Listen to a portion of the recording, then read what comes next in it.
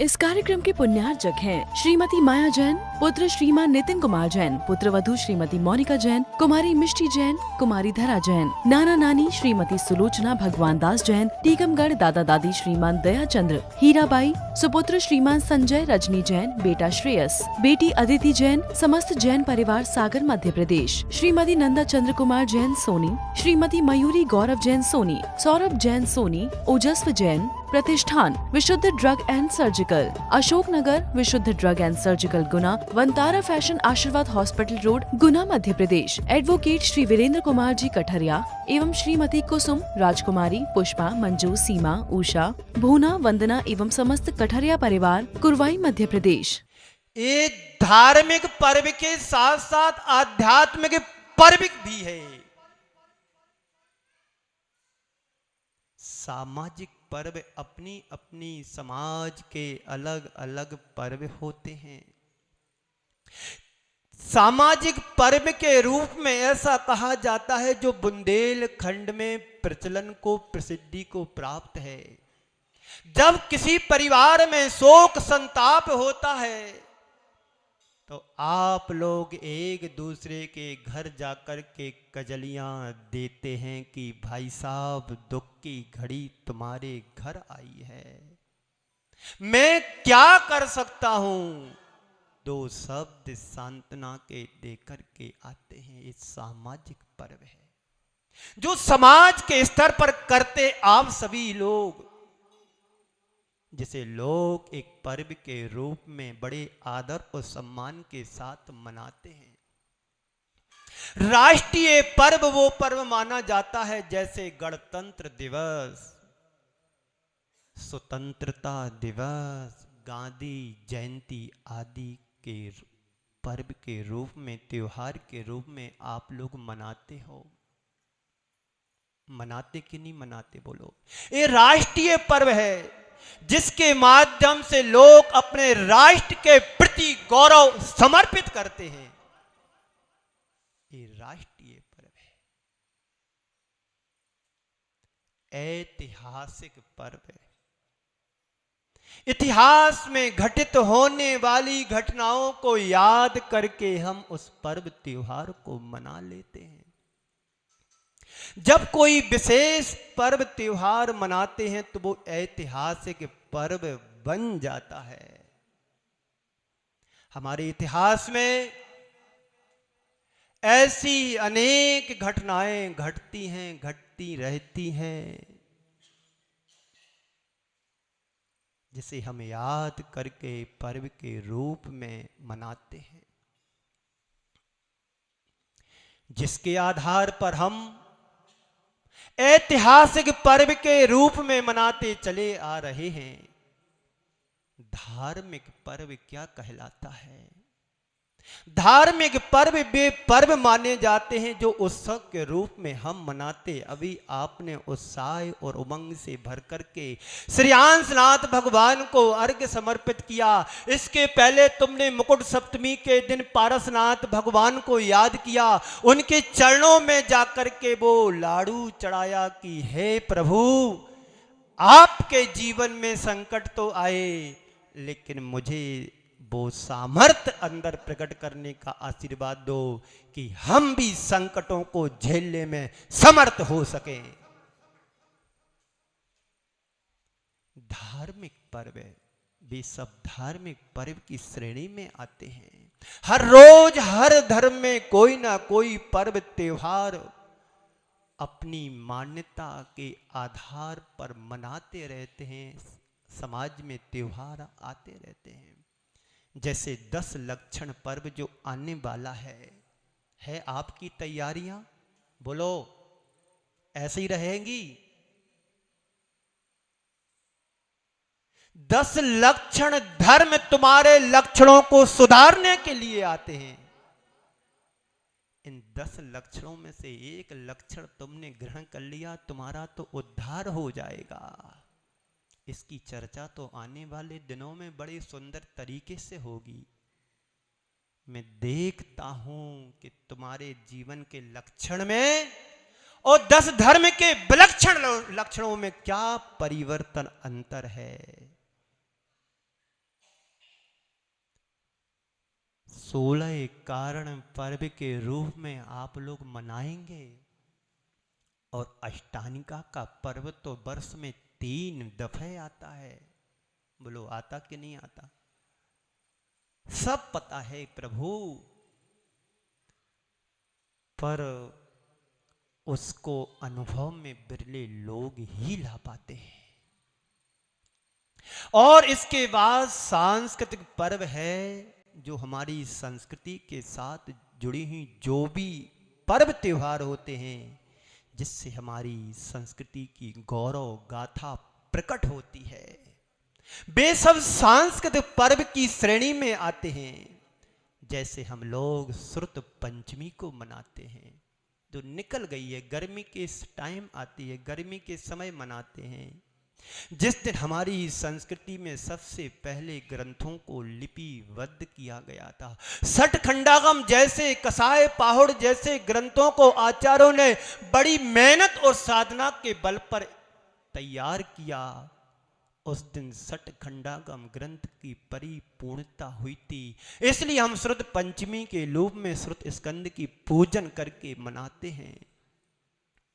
और एक आध्यात्मिक पर्व होता है, वह पर्व जिससे हमें एक आध्यात्मिक प्रेरणा प्राप्त होती है। अध्यात्म को आप सामान्य नहीं समझना, वो तुम्हारे अंदर की आंतरिक परिणति का प्रतीक है। आध्यात्मिक पर्व है जो आध्यात्मिक हमारी चेतना को जागृत करता है। जैसे पर्युषण पर्व आध्यात्मिक पर्व भी है और धार्मिक पर्व भी कहा गया है, जिसे हर वर्ष मनाते हैं। इस वर्ष भी आप सभी लोग मनाएंगे, कुछ यहाँ मनाएंगे, कुछ वहाँ मनाएंगे, कुछ गांव के बाहर मनाने जाएंगे और कुछ वीर गति को प्राप्त भी हो जाएंगे, क्योंकि किसी का कोई भरोसा नहीं। हम भी चलेगा तो अपने पर्व अष्टान का जैसे उस अकृत्रिम चैत्यालयों में मनाने जाऊंगा, है? हाँ, आज का पर्व है रक्षा बंधन पर्व। याद है तुमको? किसको याद नहीं है? बोलो। आप लोग सब बंधन में बैठे कि ऐसा लग रहा कि कहीं फंस गए?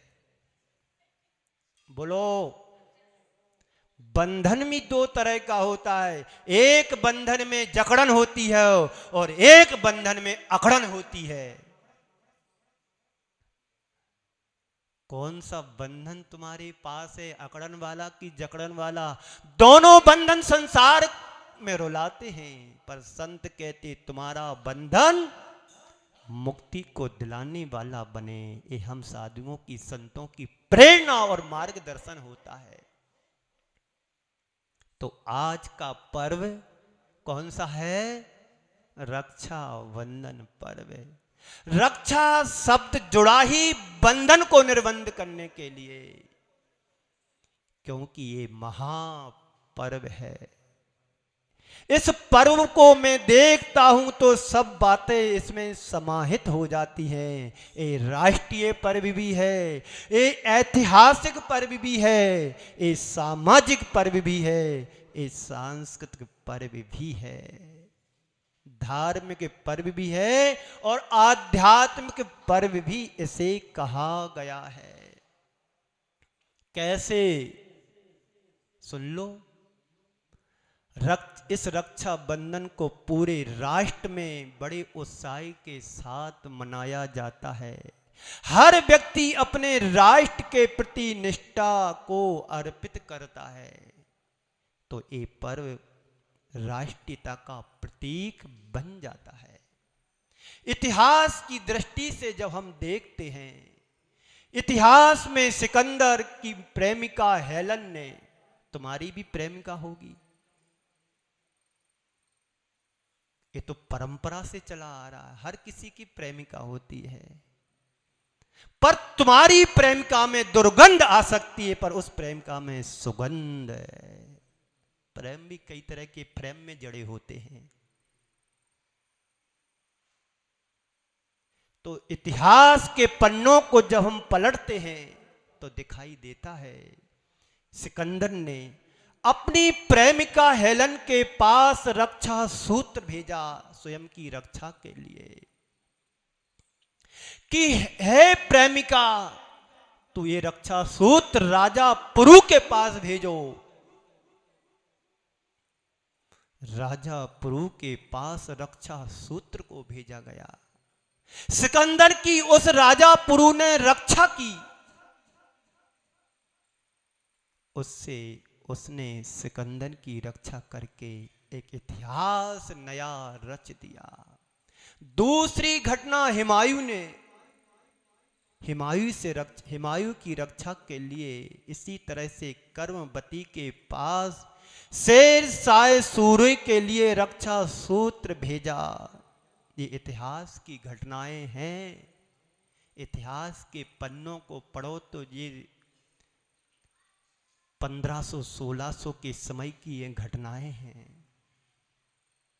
हिमायू से रक्षा के लिए इसी तरह कर्मवती ने शेरशाह सूरी के पास रक्षा सूत्र भेजा था और शेरशाह ने कर्मवती की रक्षा की थी। ये अद्भुत है घटना। तुम्हारे ऊपर कोई आक्रमण करता है तो आप लोग भी अपनी रक्षा के लिए अनेक प्रकार के तरह तरह के उपक्रम अपनाते हो, जिससे तुम्हारी मित्रता होती है। उसके पास तुम चले जाते हो कि भाई मेरे ऊपर संकट आया है, मेरी रक्षा करो। गहरा इसमें संदेश प्रकट होता है। प्रेम का बंधन सांप्रदायिक के बंधन से भी बड़ा होता है, लेकिन आज का प्रेम मात्र प्रेम के रूप में टंग करके रह गया। प्रेम प्रेम नहीं रहा, प्रेम वासना में बदल गया। प्रेम तो वात्सल्यता का प्रतीक होता है। कर्मवती अलग विचारों की थी, शेरशाह सूरी अलग विचारों का था, लेकिन शेरशाह सूरी ने कर्मवती को अपनी बहन मान करके उसकी रक्षा की। ये पवित्रता दृष्टि में होना चाहिए। सामाजिक दृष्टि से इस पर्व को देखा जाए तो देखने में मिलता है, जब एक स्त्री या बहन किसी पर पुरुष के हाथ में राखी का धागा बांध देती है, उसी क्षण से वो स्त्री नहीं रहती है, वो एक बहन का रूप ले लेती है। समझ में आ रही बात? तो भाई बहन के राखी का प्रसंग पूरे भारतवर्ष में मनाया जाता है, प्रसिद्धि को प्राप्त है। इस पर्व को 4 वर्णों में वर्णित किया गया है, क्षत्रिय, ब्राह्मण, वैश्य और शूद्र। ऐसा नहीं है कि ब्राह्मण ही इस राखी को मनाए, शूद्र नहीं मना सकता है। चारों वर्णों में बड़े सम्मान और आदर के साथ इस पर्व को रखा गया है। लोग एक दूसरे की रक्षा के लिए राखी को बांधते हैं। आप लोग भी अभी राखी घर जाकर के बांधेंगे, बंधवाएंगे। कुछ लोग बंधवाने के लिए गए होंगे, कुछ बांधने के लिए आए होंगे। बोलो, कुछ जाने की तैयारी में है, खुराक में है कि कब छूटे। गाड़ी अटैची तैयार ही बैठी है। मैंने कहा अभी नहीं जाना, थोड़ी देर रुको।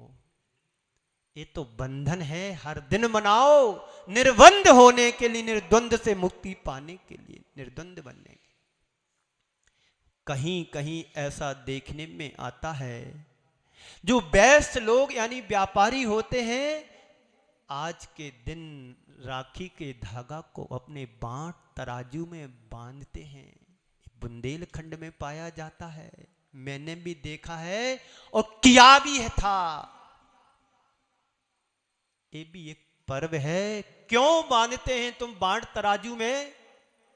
इस संकल्प के साथ से तुम बांधते हो कि हे प्रभु, आज के दिन में संकल्प लेता हूं, कोई भी काम अन्याय अनीति से नहीं करूंगा। और लेकिन करते वही हैं जो ढर्रे में चल रहा है, रूटीन में चल रहा है। संत कहते तुम रूटीन से करते आए हो तो अब रूटीन को चेंज करो। उसी रूटीन में मत बहो जो बहते चले आए। इसका मतलब ये हुआ कि आज से मैं न्याय नीति से व्यापार करोगे। आज से संकल्प लो।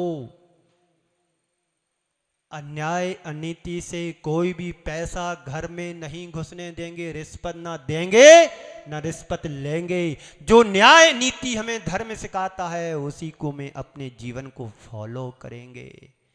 लो संकल्प। जिंदगी बीत गई है पाप करते करते, उल्टा सीधा करते करते। इस प्रतिबद्धता को प्रकट करने के लिए बांट तराजू में राखी बांधते हैं व्यापारी लोग कि मैं अन्याय अनीति से कोई काम नहीं करूंगा। यह है सामाजिक पर्व का स्वरूप। आध्यात्मिक स्वरूप तो अद्भुत कहा गया है। जब कोई, जैसे अभी मैंने कहा था, जब कोई स्त्री बहन किसी पर पुरुष की कलाई पर, हाथ पर एक राखी का धागा बांध देती है, उसी क्षण से उन दोनों की आंखों में पवित्रता प्रकट हो जाती है। उसी क्षण भाई बहन पवित्र रिश्ता से बंध जाते हैं। है कि नहीं ये पर्व? बोलो कि ऊपर फट्टी करते हो, दिखावा करते हो कि मेरी बहन है। पहले तो लड़कियां भैया भैया कहती हैं, फिर सैया बना लेती हैं। ये विकृति तुम्हारी आंखों में है। इस कार्यक्रम के पुण्यार्चक थे श्रीमती माया जैन, पुत्र श्रीमान नितिन कुमार जैन, पुत्र वधू श्रीमती मोनिका जैन, कुमारी मिष्टी जैन, कुमारी धरा जैन, नाना नानी श्रीमती सुलोचना भगवान दास जैन, टीकमगढ़ दादा दादी श्रीमान दया चंद्र, हीराबाई, सुपुत्र श्रीमान संजय रजनी जैन, बेटा श्रेयस, बेटी अदिति जैन, समस्त जैन परिवार सागर मध्य प्रदेश, श्रीमती नंदा चंद्र कुमार जैन सोनी, श्रीमती मयूरी गौरव जैन सोनी, सौरभ जैन सोनी, ओजस्व जैन, प्रतिष्ठान विशुद्ध drug and surgical, Ashok Nagar विशुद्ध drug and surgical Guna, Vantara fashion आशीर्वाद हॉस्पिटल रोड गुना मध्य प्रदेश, एडवोकेट श्री वीरेंद्र कुमार जी कठरिया एवं श्रीमती कुसुम, राजकुमारी, पुष्पा, मंजू, सीमा, उषा, भूना, वंदना एवं समस्त कठरिया परिवार कुरवाई मध्य प्रदेश।